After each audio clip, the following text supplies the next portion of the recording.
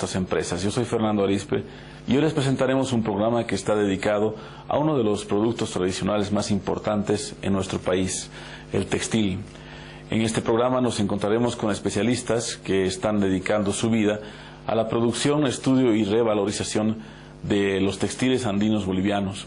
Con este motivo visitaremos el Museo Nacional de Etnografía y Folclore, el Museo de Textiles Andinos de Bolivia y el taller de Sandra de Verduzzi, artista plástica que se propuso viajar por nuestro continente produciendo un textil compuesto de cabello humano recolectado entre los hombres y mujeres de Latinoamérica.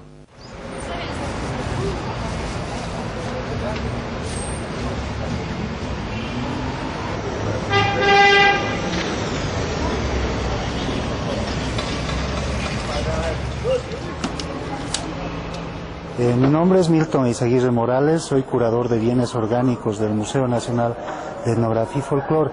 En este momento nos encontramos en la Casa de los Marqueses de Villaverde, una construcción de 1720 aproximadamente. Bueno, en general los tejidos tienen un uso ritual. Todos los tejidos, los que conocemos y los que conocíamos anteriormente, esos se usan principalmente para diferente tipo de manifestaciones rituales, ya sea para el tiempo del equinoccio o solsticio de primavera, y es importante determinar esto, ¿no? Por ejemplo, en la época incaica se decía que todos los pueblos deberían presentarse en el Cusco representando a su grupo, ¿no? Y estos pueblos se presentaban con sus representantes, que en este caso vendrían a ser los caciques, se presentaban con sus tejidos muy particulares, ¿no? Y estas vestimentas eran muy importantes porque además identificaban a la persona y se sabía de dónde venía, ¿no? El tejido entonces es un elemento muy importante porque además los tributos que entregaban las personas a esta gente, a los mandatarios de Estado, no solo eran en tributos de la tierra, como cualquier producto que sea papa, quinoa, también los productos más importantes, y el segundo producto más importante eran los tejidos. De ahí es que, por ejemplo, el Inca, el Sol y por ejemplo, las comunidades tenían grandes recuas de llamas, y principalmente las llamas de color blanco eran utilizadas para el Sol y para el Inca. Entonces también habían tejidos que tenían este carácter especial. Habían tejidos como los cumbis, que eran tejidos muy finos, que eran hechas por las agriahuasis. Estas agriahuasis eran princesas incas que vivían, por ejemplo, en la Isla del Sol, y eran hechos por otros personajes, los cumbicamayos, que eran especialistas en hacer tejidos, pero tejidos finos, que después se utilizaban como intercambio cuando se presentaban en la conquista de otros pueblos, ¿no? Entonces intercambiaban tejidos para establecer una alianza entre los pueblos. Y además habían los tejidos ahuascas. Los tejidos ahuascas eran usados por el común de la gente, ¿no? No tenían en general diferentes colores como actualmente tienen, eran más bien toscos y eran usados por el pueblo en general. Soy Sandra de Verduzzi, soy licenciada en Artes Plásticas, dedico toda mi vida y todo mi tiempo al arte, a la pintura y los últimos años especialmente al tejido.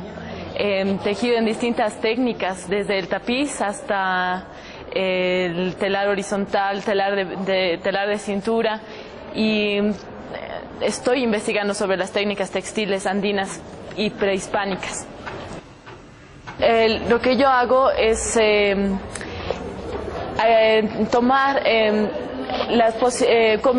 combinar el tejido y la pintura. Utilizo todas las posibilidades de textura que me da el tapiz, de textura, de color, incluso el anverso y el reverso, la calidad, la calidez que da el tejido, y las combino con técnicas distintas de pintura. Lo que da como resultado la propuesta plástica que ustedes están viendo, ¿no? Justamente hablando con muchas personas en este circuito de arte y antes, me dicen, ven mis cuadros y ven mucha referencia a los textiles andinos, y obviamente estoy usando textiles, tejo para mis cuadros, pero lo que yo hago no es un rescate como me dicen.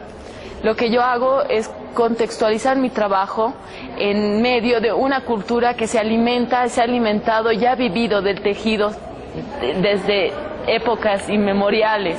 Entonces, yo creo que mi trabajo, yo ubico mi trabajo como un arte contemporáneo, como algo que se está haciendo aquí, como una propuesta también, una propuesta plástica. Pero no puedo decir que estoy rescatando nada, sino yo digo que mi trabajo se contextualiza en un tiempo y un espacio que vibra el textil. Todavía vemos a las señoras que vienen de los lugares de tierras adentro que tienen su vestimenta, sus huacas y siguen percibiendo el lenguaje del tejido. Nosotros sabemos de dónde vienen, igual que ellos ven sus características. Entonces, ver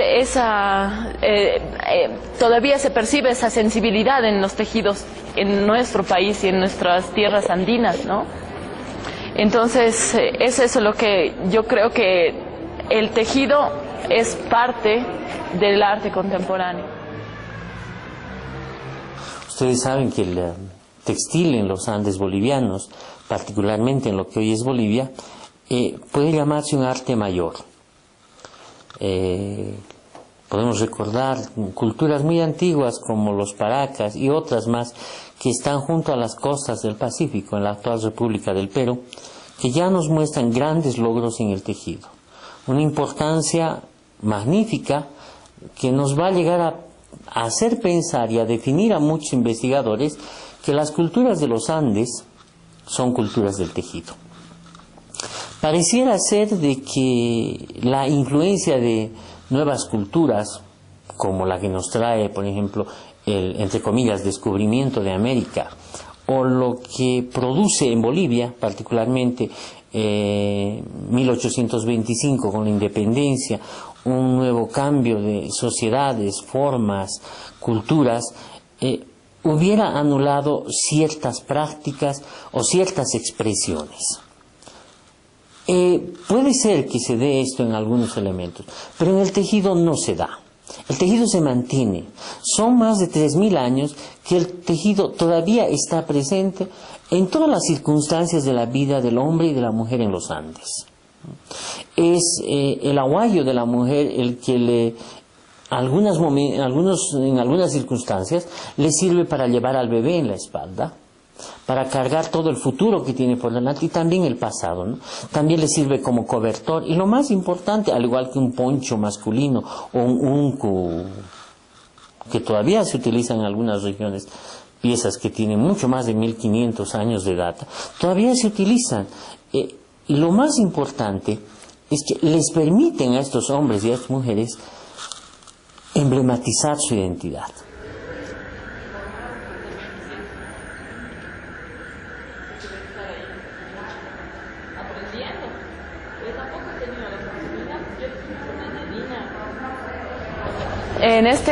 Estamos trabajando con Aymar Cupacati, con este telar que es un telar vertical, que es especial para hacer tejidos de tapiz, donde se puede alcanzar distintos tipos de decoración. Podemos hacer círculos, podemos hacer rostros o algunas figuras, incluso alcanzar perspectiva. Y la infinidad de texturas. Una de las características de este tapiz es esa.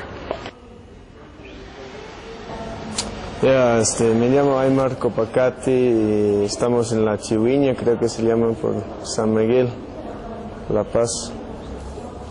Y hemos estado tejiendo un telar aquí con mi amigo Sandra.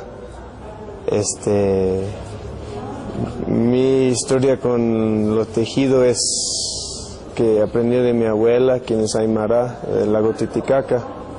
Mi madre es americana y por eso siempre estoy andando entre distintos lugares, así. Y para mí a los 15 años aprendí a tejer y fue una cosa muy fuerte, algo que cambió mi vida prácticamente, porque viniendo de Estados Unidos, viendo algo totalmente hecho a mano, era increíble.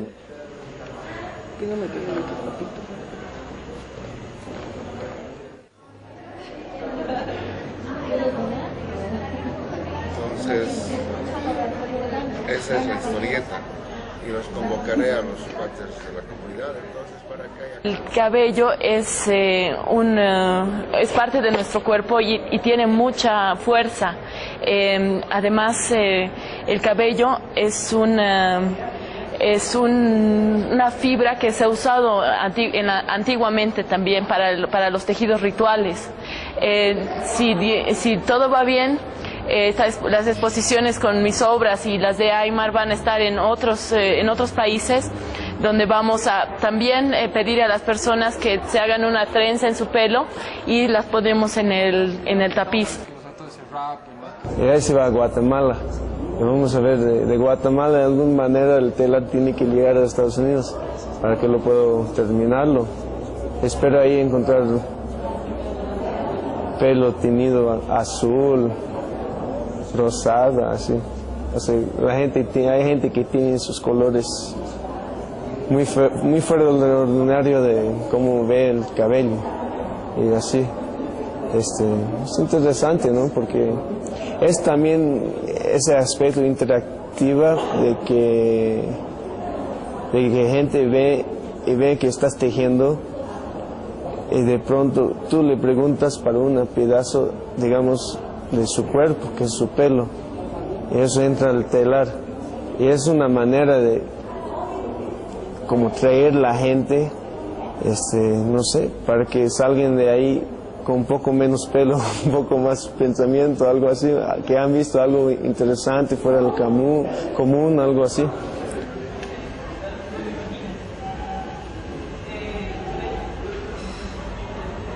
La mujer de fuego voy a tener.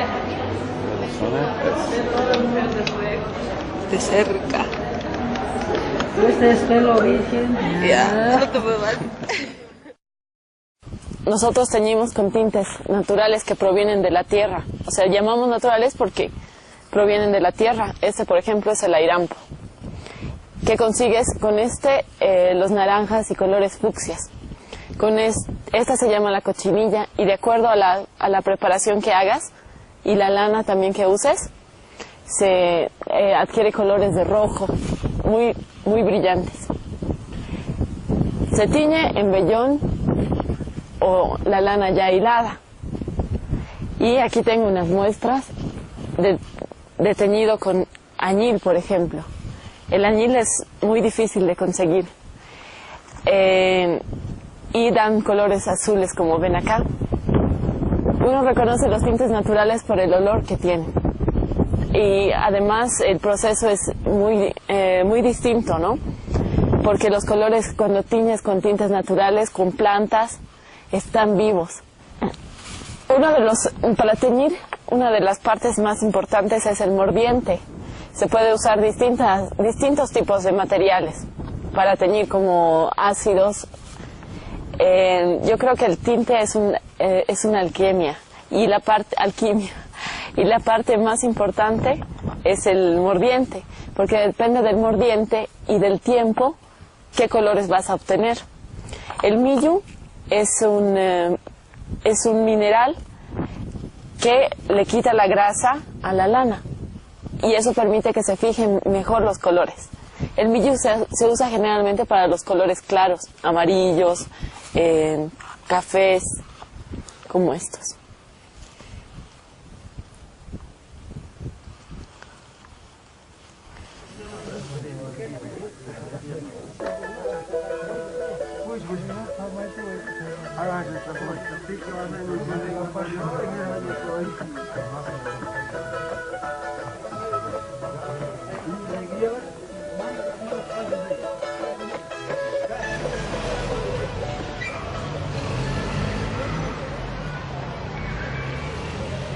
Es algo bien importante demostrar que en el mundo andino los tejidos siempre van a presentar dos espacios, ¿no?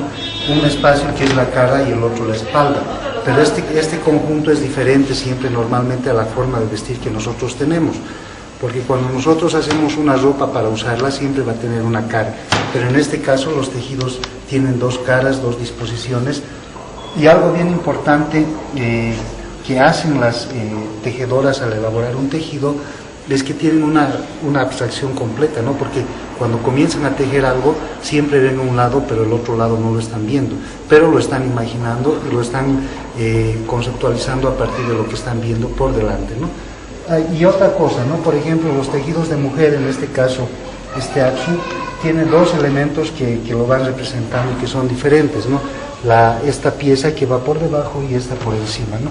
Luego se dobla esta pieza y van haciendo una uniformidad, ¿no? Hay otro tipo de piezas como esta liglia. En este caso esta liglia es una liglia muy particular porque no tiene centro. Normalmente los tejidos, las liglias o los aguayos como los conocemos aquí en La Paz, tienen centro y además ese centro divide simétricamente a las piezas, pero no en espejo como dice normalmente la gente, ¿no? Sino la división es oblicua, es decir, hay una lectura que se da a partir de una línea oblicua que atraviesa el tejido de punta a punta, ¿no? En este caso podemos ver la calidad del tejido donde se van representando listas. Las listas son muy comunes en tejidos incaicos principalmente, que se los fueron conociendo posteriormente y que se fue expandiendo a toda esta región, ¿no? Por esto también podemos decir que estas personas que viven en la región de Calcha son mismas incas. Hay mucha influencia de la forma de tejido inca en esta región, ¿no? Y hay diferentes tipos de piezas que también nos demuestran cómo el tejido que tenía antes pampas anchas y amplias y con diferente disposición comenzó a generarse en estos tejidos las listas que tenemos presentes.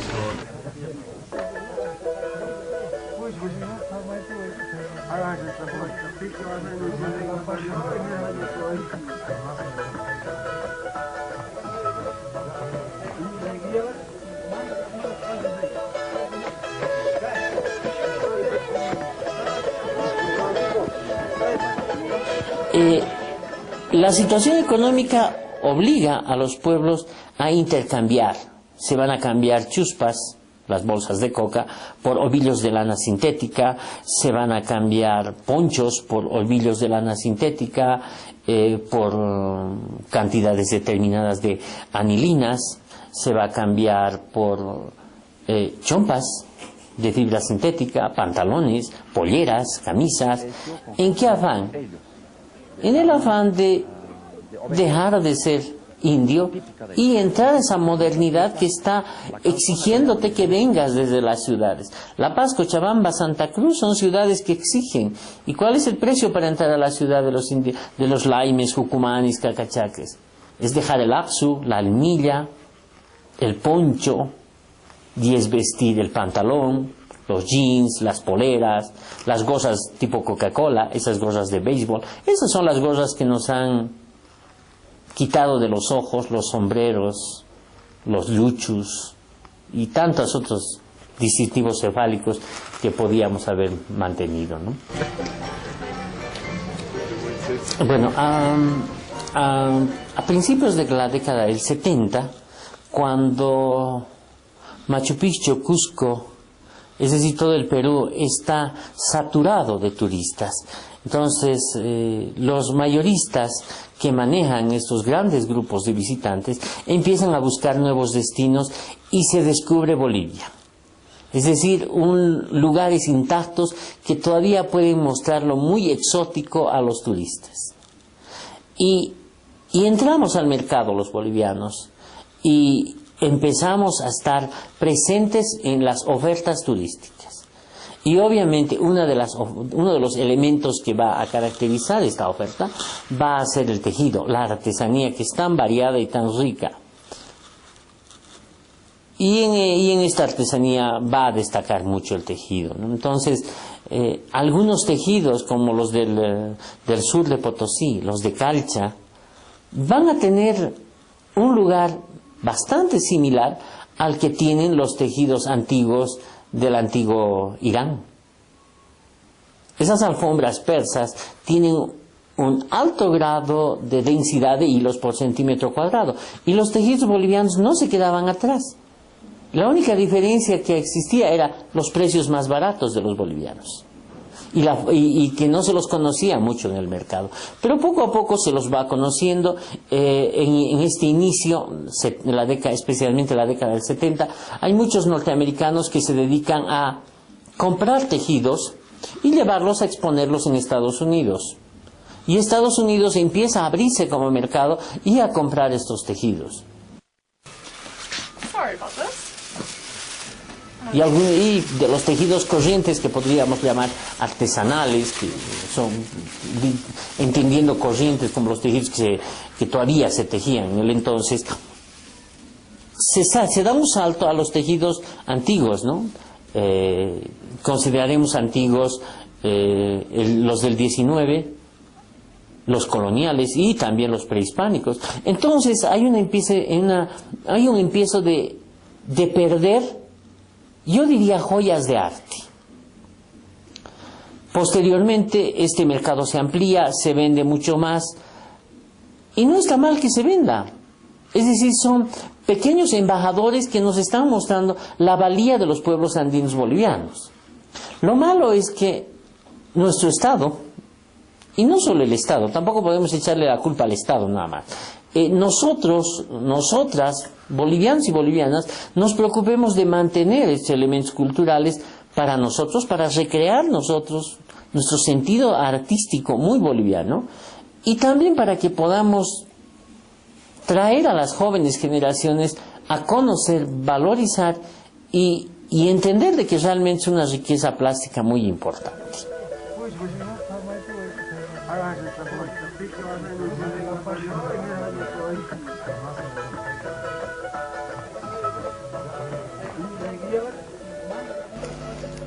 Muchas gracias por seguir con nosotros.